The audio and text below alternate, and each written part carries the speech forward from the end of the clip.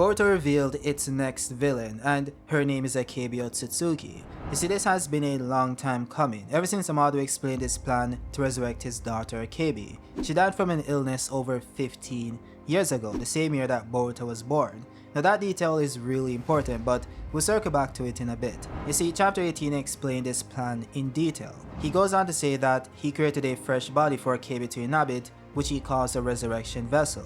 All he needs is for Kawaki to implant this vessel with karma, which now possesses Akebi's data. Now what's interesting here is what he goes on to say next, which is that he failed at recreating her soul.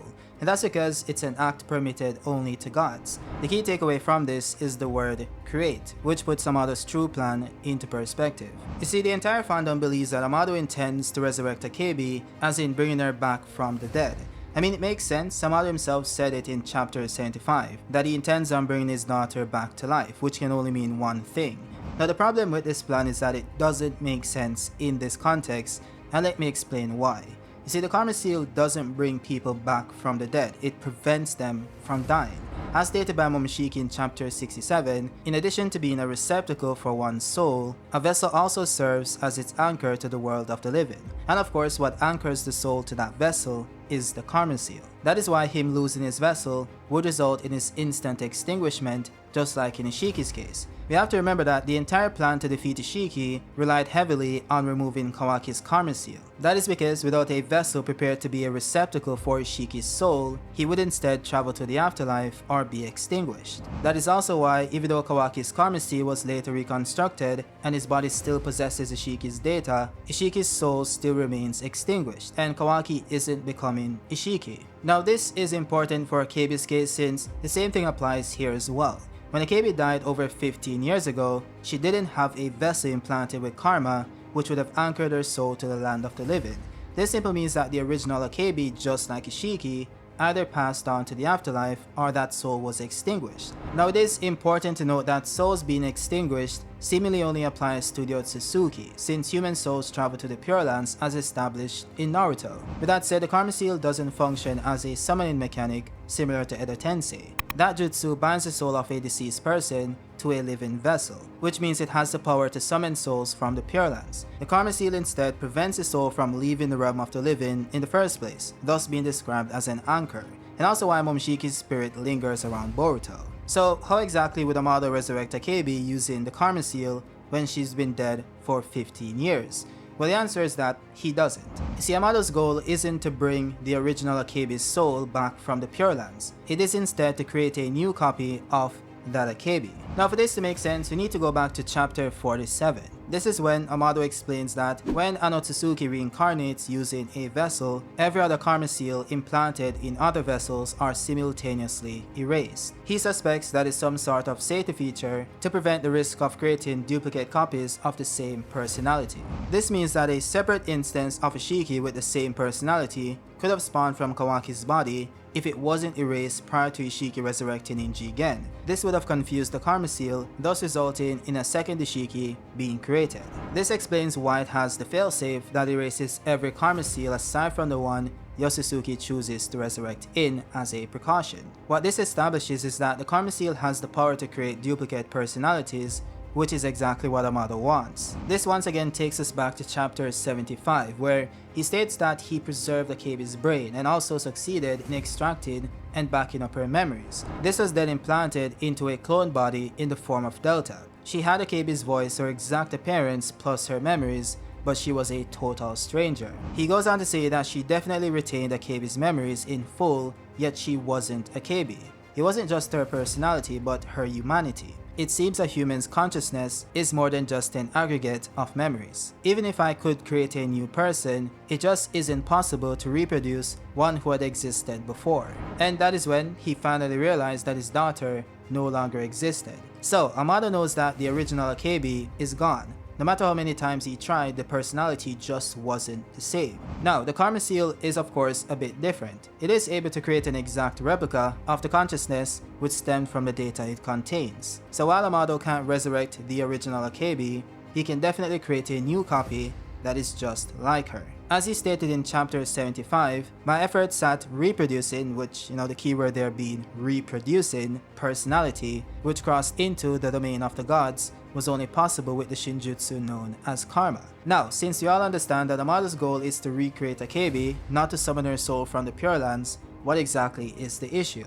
Well, the main one is her becoming an Otsutsuki. This was first hinted at in chapter 76, where Kawaki questioned Amado if resurrecting his daughter using karma would create a new Otsutsuki. Amado then went on to say that he wasn't sure since there wasn't any precedent. This was then referenced again in chapter 18, where Kawaki says that, I'll say this again, if your revived daughter turns out to be an Otsutsuki, I will kill it, no exceptions. Giving me power comes first. I'm not interested in creating something that might become a new enemy. Now this might seem a bit confusing because why would resurrecting Akebi using a karma seal that contains her human data create a new Otsutsuki? Well, this goes back to one of the mechanics of karma. You see, Kawaki being 100% Otsutsuki ties into this as well, which is somewhat supported in the manga. This was hinted at in chapter 72 when Quote said that both Boruto and Kawaki are full Otsutsuki, which shouldn't be the case since Ishiki's data in the form of karma was removed from Kawaki's body before it finished extracting. That is the entire reason why Ishiki was forced to resurrect in Jigen's dying body instead of Kawaki's. So either Kishimoto forgot about that fact, which I doubt is the case, or it could also be the case that he created a new mechanic by which this happened due to the reconstructed karma. What I mean by this is that the karma seal is pretty much a compressed backup file of an Otsutsuki in data form. This takes the form of a chip which is inserted into the body of the vessel. The more it extracts, the more the chip reduces in size as it dissolves into the body, similar to a sugar cube as explained by Amado. This also means that majority of the karma seal was extracted into Kawaki and Boruto since they were both 80% Otsutsuki by the time Kawaki's seal was removed. By the way, this was also shown on panel when Momoshiki explained that he used the remaining 18% chip data to reconstruct Boruto's damaged organs, which means that Boruto had reached 82% extraction at that point in the manga. So the only way Kawaki could have progressed to 100% is if the karma seal itself is what Otsutsukifies the body, not necessarily the Otsutsuki data that's within the karma. So in essence, the karma seal pretty much prepares a body to receive the Otsutsuki essence by first remodeling the body to match the genetics of the Otsutsuki race. So that would explain why Kawaki was Otsutsukified by the reconstructed karma he received when Amado replaced his hand. The remaining 20% of Kawaki's human data was Otsutsukified, thus making Kawaki 80% Ishiki Otsutsuki and 20% Kawaki Otsutsuki. By the way, this was proven to be possible by Boruto himself. His body is currently 82% Momoshiki and 18% Boruto Otsutsuki. That is because Momoshiki converted his remaining karmic data into Boruto's data to save him. So the karma pretty much has the power to remodel an Otsutsuki data to match another species while keeping the core aspect of the Otsutsuki gene intact. So it could also be the case that it's also able to remodel another species data to match that of the Otsutsuki, which it could have done by sampling the Otsutsuki data that's already existing within Kawaki's body. So given the fact that the karma seal has the ability to Otsutsukify one's body, it stands to reason that Akebi's body might also get Otsutsukified by this karma. This would of course lead to her becoming an Otsutsuki, but that of course doesn't mean she's evil. Now this doesn't matter to Kawaki of course because he wants to eradicate the race itself regardless of whether the person is evil or not. But in the context of her becoming an actual villain, there is one possibility. You see, there is another important reveal that took place in chapter 75, which is the timeline of Akebi's death. This of course is very significant since the concept of reincarnation requires the act of both death and rebirth, which in most cases happen in close proximity timeline-wise. You see, it was revealed by Amado that his daughter died 12 years ago, a few chapters prior, which by itself doesn't seem that important. But then Boruto went on to point out that it was around the time that he was born for some reason. This information dumped by Boruto seems a bit odd since it adds nothing to what's currently being said, which means that it was added for other reasons. Because as I said before, Akebi dying 12 years ago means nothing by itself, and it being around the time Boruto was born would have been obvious to anyone paying attention since Boruto was 12 at that point in time.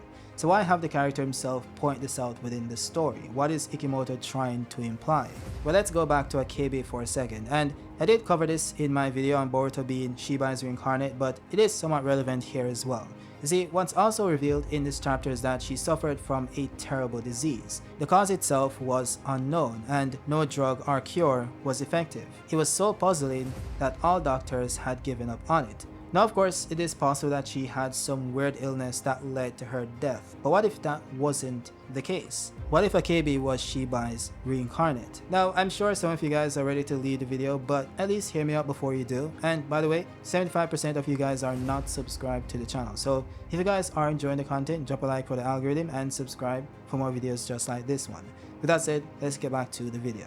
Now, as I said before, this might sound crazy, but it does make sense to some degree. In fact, there is precedence for this being the case in Naruto's original manga, such as Naruto and Sasuke being the reincarnates of Ashura and Indra. You see, as stated in chapter 670, even after their flesh perished, the chakra the two possessed continued to reincarnate across time without vanishing over and over again. He also went as far as saying that Ashura has reincarnated as you, which means that Naruto is Ashura's current iteration, his next life. What this also confirms is that one's reincarnate can be different from oneself. I mean, the sage outright says that Naruto's slightly dumb maverick nature is so unlike that of the previous reincarnates, even Ashura himself. And the reason why that is relevant to Shibai being Akebi's reincarnate, or Akebi being Shibai's reincarnate, is because it explains why Akebi's personality can be different from Shibai's while being an incarnation of Shibai. So the flesh itself isn't what's relevant. What's most important is the soul. Now, with that said, the soul is also tied to chakra as stated by Hagoromo, which means that Akebi possessed Shibai's powerful chakra. Now, this powerful chakra could also be what led to Akebi's death because her human body wasn't compatible with Shibai's energy, thus the unknown illness no one could identify. Now, this makes perfect sense given how Ashura and Indra reincarnated.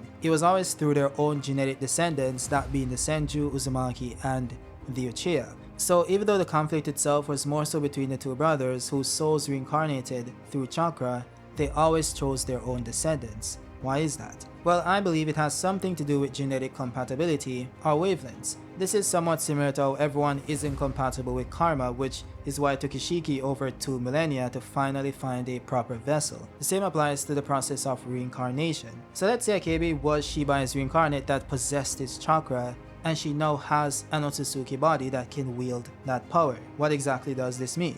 Well, of course, we might have a new villain to deal with. Now, to be honest, I'm not too sure about the Shibai angle, since it could also be the case that whatever was left of Ishiki's essence in Kawaki's reconstructed karma simply merges with Akebi's data, thus creating a new personality altogether. Now, this is of course a tad bit less crazy than the Shibai reincarnation stuff, so it might actually happen. With that said, guys, that is it for the video. Let me know your thoughts down below, and also drop a like if you liked it and subscribe if you are new. I'll see you guys on the next one. Peace.